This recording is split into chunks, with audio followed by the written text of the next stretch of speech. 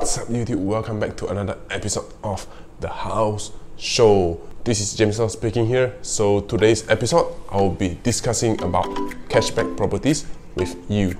Before diving into today's topic, let's have a rough idea on the entire thing. How does the laws work? Basically, if I were to buy a house at this particular moment, the banks can actually finance me up to 90% of the value for the house. Why does the banks choose to finance me up to 90%?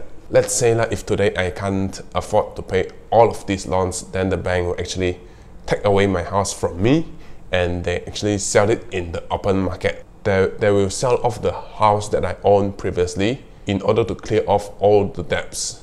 I found out that back then, years back, right, the developer who used this cashback campaign is to provide 0 down payment for all the buyers. For example, 10% of the 10% rebate. So the buyer would have to pay 0% down payment for that particular property if they choose to purchase. What is going on with this cashback property?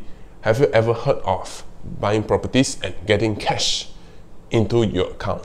And that actually defines a cashback property. That's what I've learned and would like to share with you today. To clarify, I'm actually not saying that cashback is bad, but you have to know what they're doing, then everything will be what is going on there. So what's next? Basically, I proceed with signing the booking forms and then starting to apply for my financing from the banks. Let's say today they offered me 90% of financing for that particular property, meaning to say they offer me 450,000 of loans. The property price that the developer actually wanted to sell me, it's 300,000 only because it's after 40% rebate. In other terms, it's also known as a reduction in price of 200,000 lah. The actual market rate for that particular house that I'm buying, it's actually 300,000 only. But on paper, on the agreement, both of the parties agreed this particular house, this 300,000 house, transacted at a 500,000 price. Don't you think there is something fishy going on here? Why does the developer have to sell this particular property? The market price for this particular property is 300,000, but on paper you have to agree to pay 500,000 of loan. Do you get what I mean?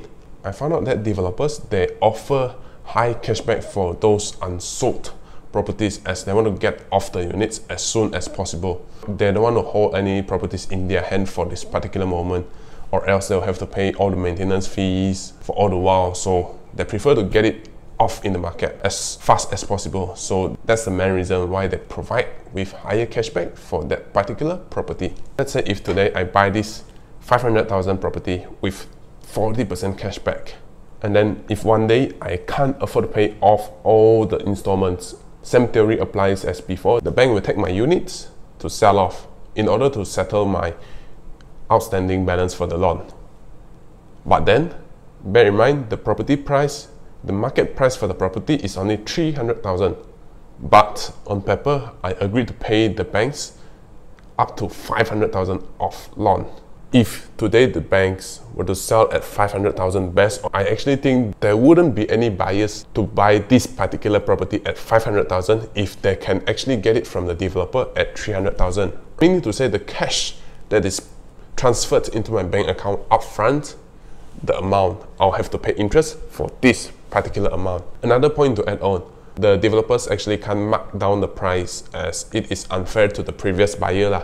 What do I mean by this? Let's say today, you and me are buying the same property, but I'm buying at 500,000, but you are getting at 300,000. That means it's unfair to me. The only way for the developers to get rid of all this unsold unit is to offer you a more attractive package, which is cashback up to 40%. So the property that you are getting, on paper it's 500,000, but the market value is only 300,000. A lot of properties right now in the market actually offers cashback. So what I'm saying now is not all cashback is bad. If you are aware of what risks you're actually taking, then by all means go ahead.